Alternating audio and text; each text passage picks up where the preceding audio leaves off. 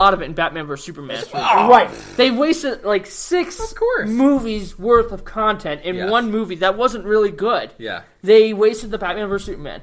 Wasted Doomsday. You could have saved Lex Luthor. You could have had a Batman not a Batman origin story, but you could have had a Batman movie to introduce Batman into your world. Yeah. This Batman, because this Batman was so different than the Batman and the Death of Robin. You could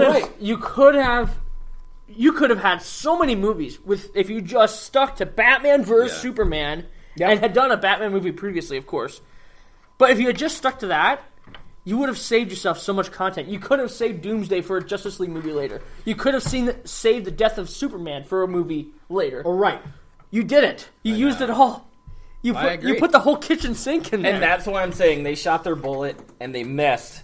And there it is in the wall. You could all see it. And they're like, let me tell you, that's a clock. Oh, that is a clock. All right, so that's going to segue into our last thing here. Clocks? I know we're on some time constraint right now.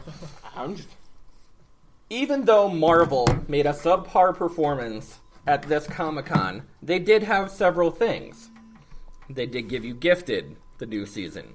They gave you Legion, the new season. Yep. Okay, yeah. They gave you the animated series, the Spider-Verse, and also the Spider-Man Marvel Rising. The Marvel Rising, which looks really good, by the way.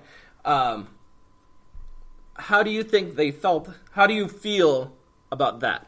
How do you feel about their presence as far as that? Nothing I'm really that excited about. The Marvel Rising looked interesting because I saw some of the casting choices. I'm like, Chloe Bennett from Agents of S.H.I.E.L.D., who plays Quake, is playing Quake in this too. I'm like, okay, that's kind of cool because it's not shared universe, but I'm like, that's kind of cool. You're borrowing the actress. I like the Spider-Man game.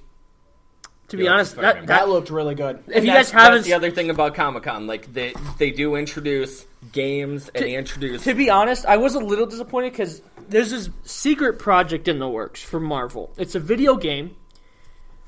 All the speculation in the past few months has been that it's a reboot of Marvel Ultimate Alliance. That's going to be like Avengers Ultimate Alliance or something.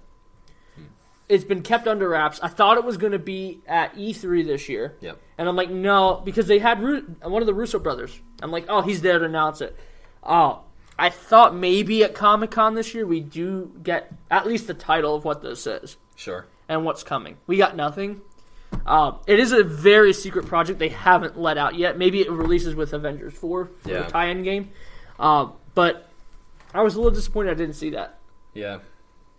Sorry, no, I'm a comic book nerd. I do enjoy the fact that they brought in X-Men Black, the comic book series as far as that, only because they're getting rid of other comic book series like X-Men Yellow, X-Men Gold, X-Men Blue, X-Men Red. Like all of those series have come and gone.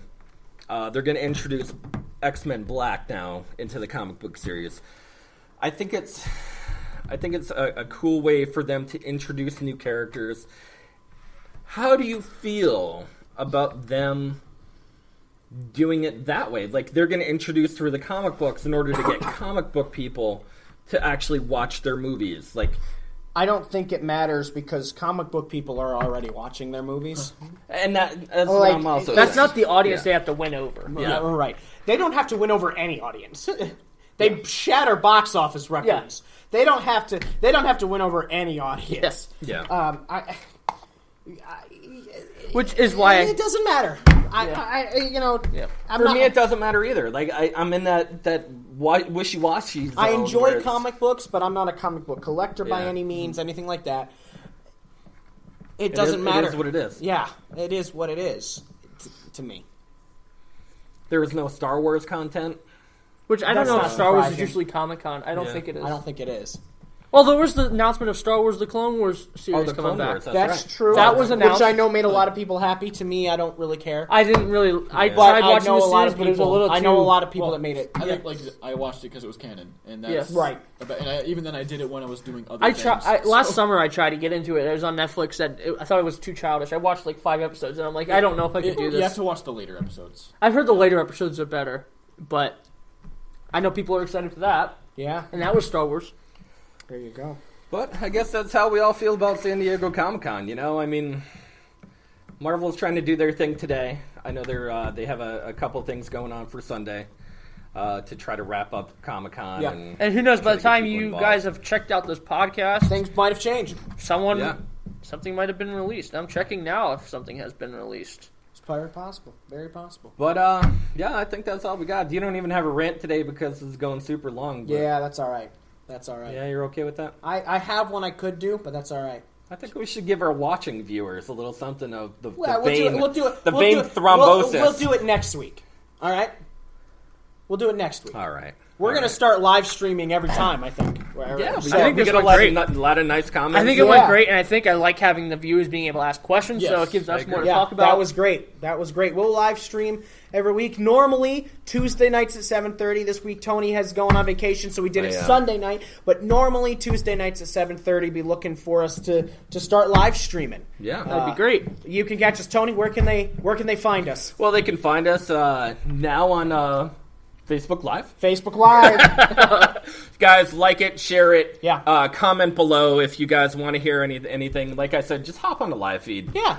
We love talking to people. Joe Vote Zawinski, Ben Wilcox, thank you guys for If you guys have in. ideas for topics you want us talking about, write them on, or if there's an article, post it. Tell us what you want us to... If you want to hear our thoughts, anything. You can catch us on Spotify, iTunes, iHeartRadio, Spreaker, the Spreaker website. You can catch us on SoundCloud,